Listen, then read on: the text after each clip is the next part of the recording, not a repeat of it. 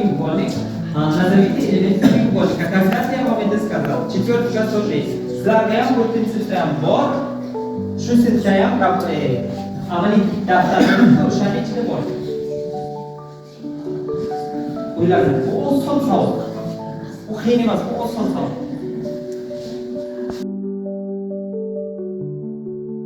Buni javob berish kerak.